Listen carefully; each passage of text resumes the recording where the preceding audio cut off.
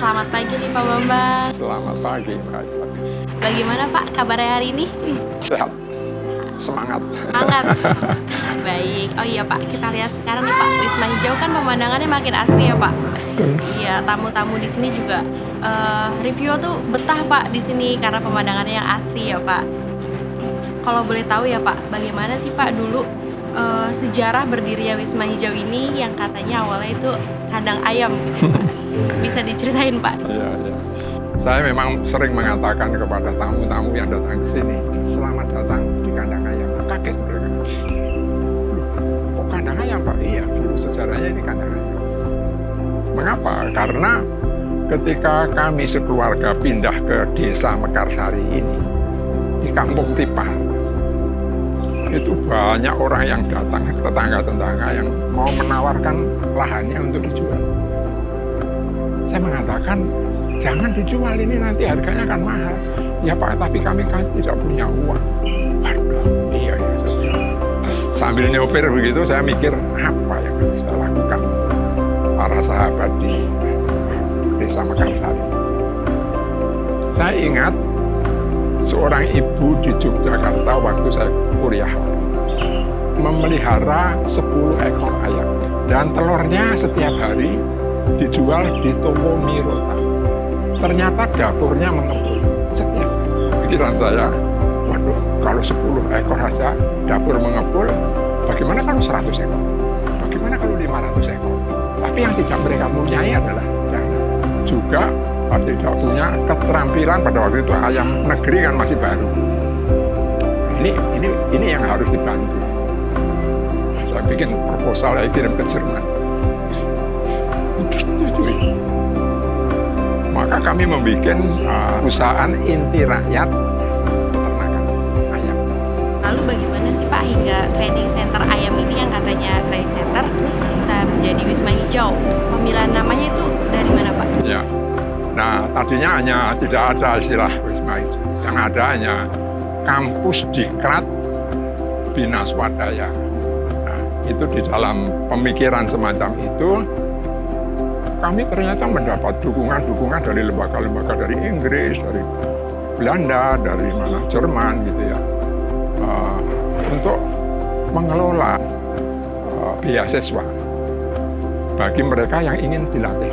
Juga satu kebetulan lagi, Direktur Ford Foundation itu datang ke kantor Bina Swadaya, kantor lama, masih ke rumah biasa gitu.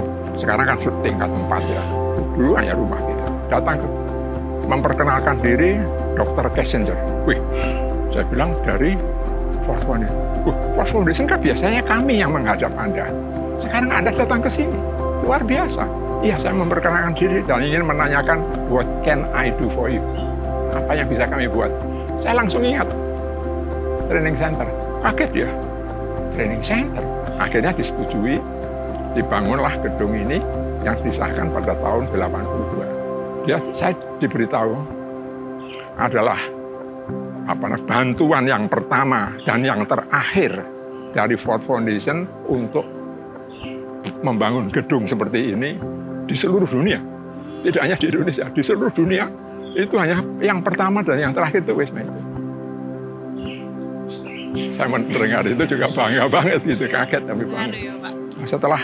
Setelah itu kan kami juga kita tidak ingin tergantung kepada bantuan-bantuan saja. Maka manajer Wisma Hijau pada waktu itu Ervo Ismawan namanya, dia mengatakan itu bisa. Tapi nama training center atau Pusdiklat Bina Swadaya itu tidak menjual. Nah, supaya bisa menjual, ya diganti nama yang orang bisa melihat dengan namanya aja sudah tertarik gitu. Lalu saya mengatakan, bagaimana kalau Wisma Hijau? Wah, itu bagus. Dia bilang gitu, itu bagus. Jadi kita gunakanlah sejak itu Wisma Hijau. Nah, tapi saya mengatakan Wisma Hijau, Kampus Diklat Bina Swadaya.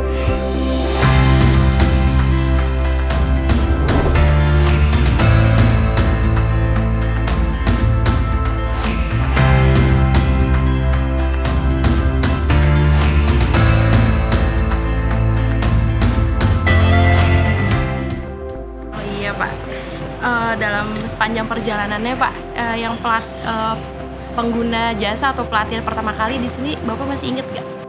Ya, pertama-tama adalah para LSM yang mau mempunyai pendamping karena mereka baru itu konsep pendampingan ini.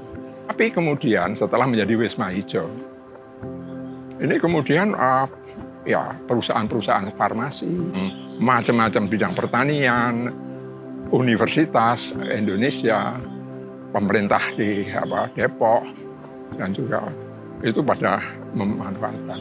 Juga pelatihan-pelatihan untuk mempersiapkan para mahasiswa yang akan mendapatkan pelatihan di luar negeri. Itu di sini dilakukan. Karena dulunya Wisma Hijau menjadi training center ya Pak, berarti sudah banyak mencetak pendamping-pendamping di seluruh Indonesia ya Pak. Ya. Dan menciptakan LSM karena sudah di training di sini gitu ya Betul, Pak? betul. Kira-kira berapa tuh Pak jumlahnya Pak? Ya, ini pendamping itu yang dilatih di sini memang tidak terlalu besar, jumlahnya terbatas. Gitu. Tapi ketika kami kerjasama dengan lembaga-lembaga seperti BKKBN, kemudian Kementerian Dalam Negeri, Perhutanan Sosial dan sebagainya, itu dengan Perum Perhutani, itu kan mereka punya training center.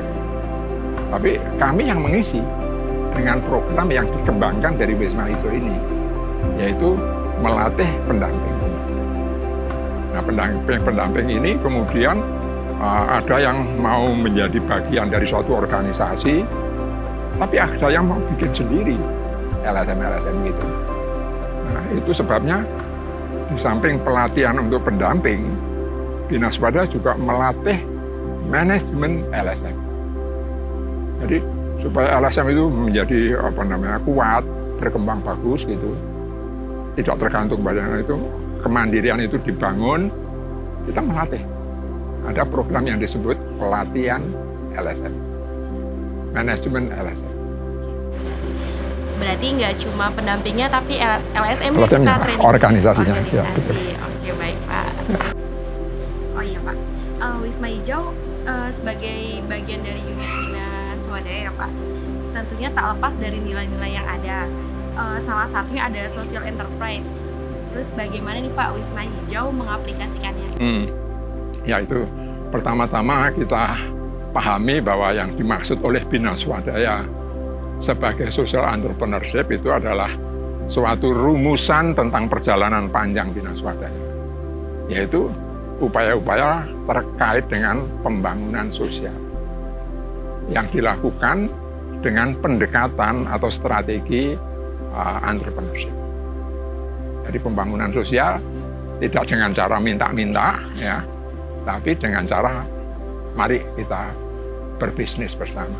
Nah, Binaswadaya melalui Wisma Hijau ini mengajak masyarakat untuk mensupport ya, dalam bentuk masakan-masakan dan sebagainya itu memanfaatkan, dan kita merekrut khususnya tenaga-tenaga di sekitar desa ini. Jadi itulah yang oleh Binaswadaya dimaksudkan sebagai social development, yaitu penanggulangan kemiskinan, peningkatkan lapangan kerja, dan dilakukan secara gotong royong, dan itu diterapkan di Wisma Hijau dengan mengajak masyarakat di sini. Masyarakat sekitar, ya Pak.